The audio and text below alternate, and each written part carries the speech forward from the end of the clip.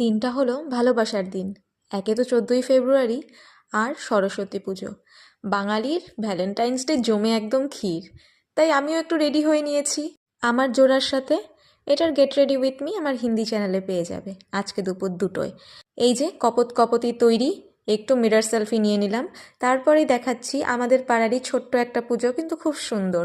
তারপরেই চলে গেলাম প্রথমে এসি কলেজে। এই কলেজেই প্রথমে সবার ফার্স্টে আসি আমরা। তারপর এখানে দেখছি সবাই কি সুন্দর সেজে গুজে ফটো তুলছে, সেলফি নিচ্ছে। খুব ভালো ছিল ডেকোরেশনটা। আর এই কলেজের ছোট ছোট বাচ্চাদের দেখে খুব ভালো লাগছিল। অনেকক্ষণ ধরে বাইরে ওয়েট করছিলাম যে কাছে গিয়ে মায়ের মূর্তির একটা ফটো নেব, কিন্তু এতই ভিড় ছিল যে যেতেই পারছিলাম না। অবশেষে পেলাম, তাও একা পেলাম না।